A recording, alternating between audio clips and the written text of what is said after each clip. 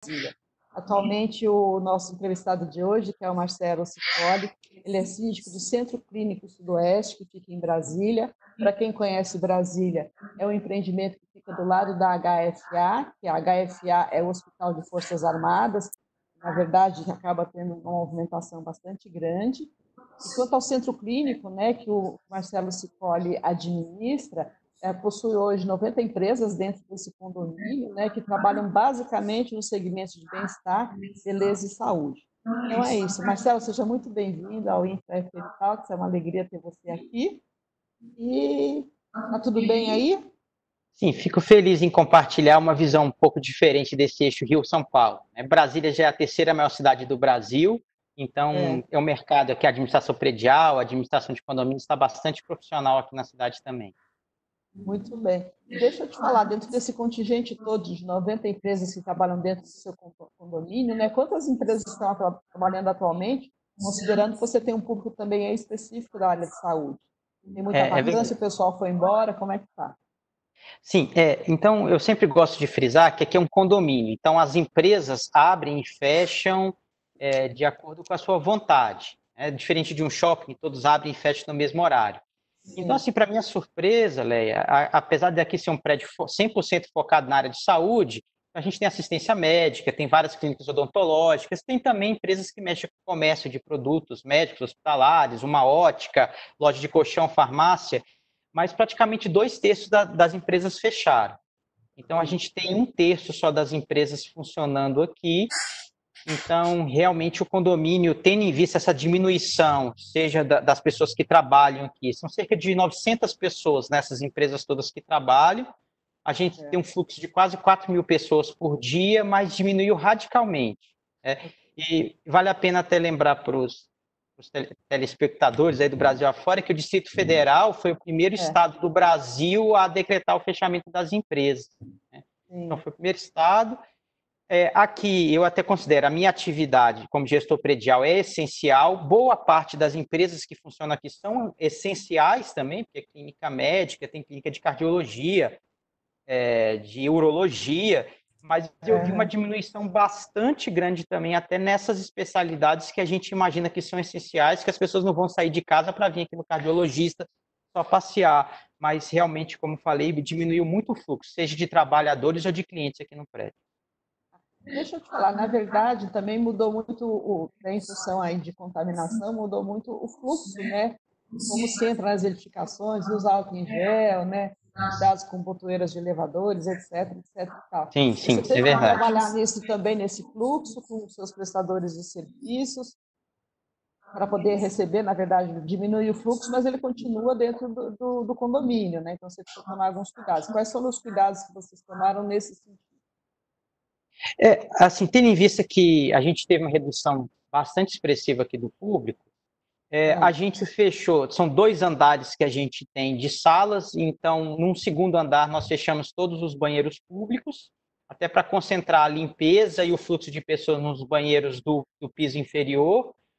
Dos 3 elevadores, nós desligamos um elevador também, e há dias que está fechado, porque com o elevador fechado diminui, claro, as manutenções de peças, o consumo de energia e também a necessidade de estar limpando ele. A gente reduziu também aqui a quantidade de colaboradores que trabalhavam aqui, porque um condomínio eu administro 15 pessoas, então historicamente a gente sempre teve 15 funcionários e a gente passou a ter 11, e eu acho que essa redução aqui vai ser para os próximos meses. Deixa eu te falar, imagino, né, que como todos os condôminos, né, eles vão passar, quer dizer, todas as empresas do Brasil vão passar aí por um certo aperto financeiro, né? Certamente os seus condôminos já devem estar pressionando vocês aí para redução de custos de condomínio. Queria que você falasse um pouquinho sobre como vocês estão trabalhando esse assunto aí. De fato, me surpreendeu o seguinte, apesar da gente ter, assim, são profissionais que têm curso superior, esclarecidos, são médicos, dentistas, fisioterapeutas, mas me chamou a atenção, assim, o desconhecimento das pessoas por regras básicas de gestão de condomínio, seja um condomínio comercial, como é o nosso caso, ou condomínios residenciais. E aí eu até converso muito com a síndica lá do meu prédio residencial sobre esse aspecto.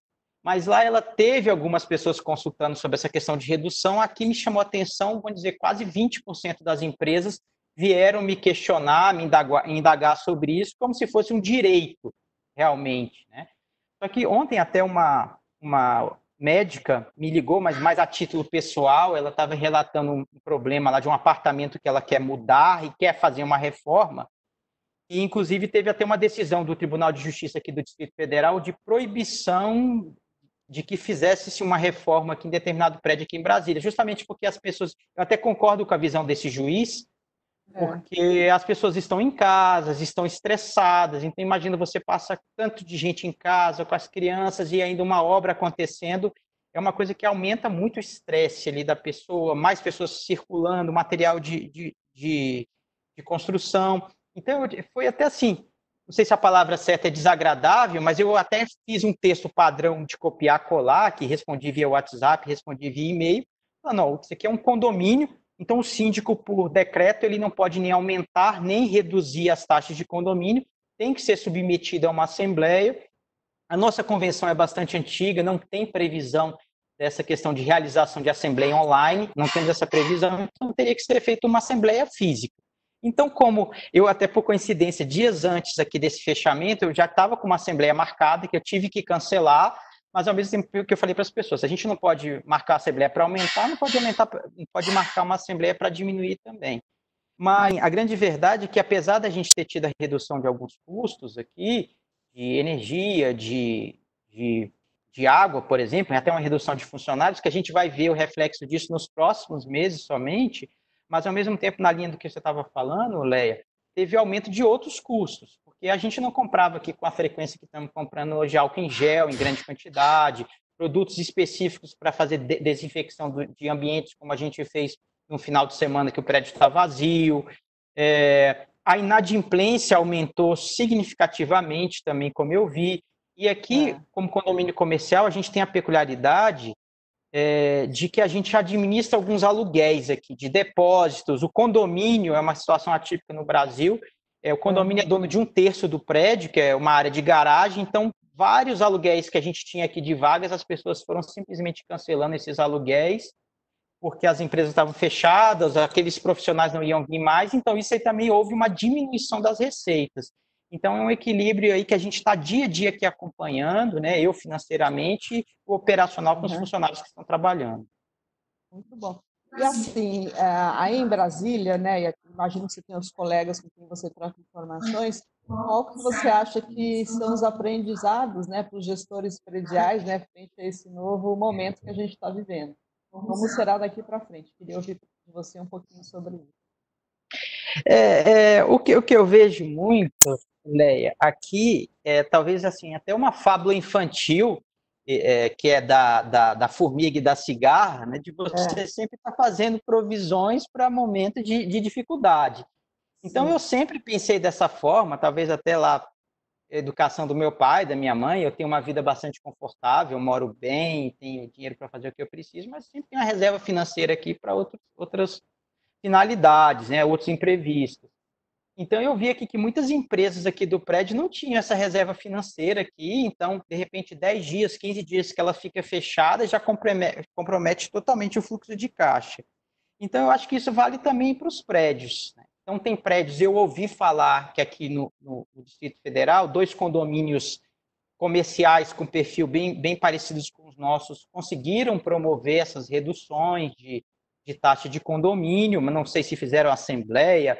Mas aí o que eu falo aqui para as pessoas, a gente não pode generalizar, porque já houve momentos aqui, né? Eu, como falei, sou síndico aqui há alguns anos, no condomínio, com essas receitas extras, fazer aportes significativos para a compra de um gerador de energia, o próprio condomínio contribuir significativamente para uma obra, mas no atual momento a gente não tem essa força, não tem um caixa tão forte a ponto de poder dar um desconto e etc. Então, eu acho que mostra, seja para as empresas, seja para os prédios também se prepararem, terem um fundo de reserva ali robusto, mesmo quando parece que está indo tudo bem, vai economizando, porque essa crise, como eu tenho lido, ela é sem precedentes aqui no Brasil, sem precedentes no planeta Terra. E só como curiosidade, Leia, eu sou do conselho consultivo de um hotel aqui, que funciona como condomínio, Sim. Então, são 324 apartamentos que funciona com uma grande bandeira internacional, mas assim, foi de partir o coração eu ter que assinar uma carta decretando o fechamento de mais de 60 dias desse hotel. São Aham. 119 empregos gerados ali, então até cheguei em casa assim bastante transtornado, porque eu fico pensando em cada uma daquelas pessoas, mas aqui o setor hoteleiro aqui no DF foi bastante afetado e as empresas bastante afetadas, vamos ver o que vai sobrar disso aí depois, né? Mas a questão hoteleira é no Brasil inteiro, né? A gente vê um movimento muito grande. Aqui em São Paulo tem até alguns hotéis que acabaram fazendo acolhimento de médicos, de enfermeiros, né, Uhum, para poder sim. contribuir aí de uma forma solitária com a contingência de saúde que a gente está vivendo. Mas muito bem, Marcelo, você gostaria de compartilhar mais alguma mensagem para a gente encerrar a nossa rápida entrevista? É, Está em casa? não, eu estou aqui no escritório. Eu tenho vindo diariamente aqui para o É. escritório.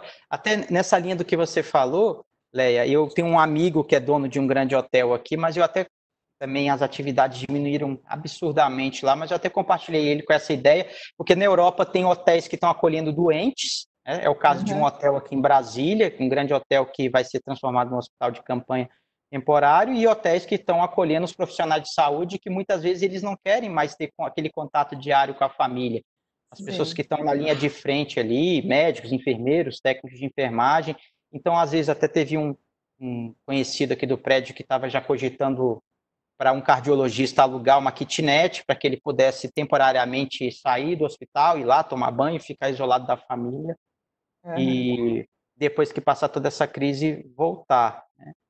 Mas assim, a mensagem eu acho que está sendo difícil, como você falou e antes, tem gente que está revendo muitos conceitos, revendo contratos, revendo metodologias. Talvez aqueles funcionários assim mais fracos que você já por muito tempo aqui estava ocupado, falar, esse aqui deixa, vai empurrando com a barriga, seja alguns funcionários ou alguns problemas que você ia empurrando com a barriga, e você também nesse momento de dificuldade teve que sentar, concentrar e resolver aquela problemática. Então, eu sei que está sendo muito difícil e quem sabe também a gente aqui, não é o caso do Brasil, né, tem muitos séculos aí que a gente não passa por guerra, mas tem países, como eu estava vendo, a Finlândia, que já tem vários planos de contingência aí para momentos de crise. Então, depois que essa crise toda passar, mas que os prédios, a sociedade como toda, a gente comece a pensar que podem vir momentos difíceis e a gente tem que estar preparado lá na frente, né? Seja com equipamentos, seja com Uhum. metodologias ou mesmo financeiramente preparado para esse momento. Muito bem. Marcelo, a audiência do InfraFM Talks agradece muito a sua participação, muita boa sorte aí no seu gerenciamento e fique em casa também, quando for possível. Se cuide, cuide do seu pai, da sua mãe, da família como um todo. E muito obrigada pela sua participação. Fica com Tá Deus. bom. Obrigado, Um fica à disposição em abraço. Brasília. Tá bom, um abraço, até breve. Tchau, tchau.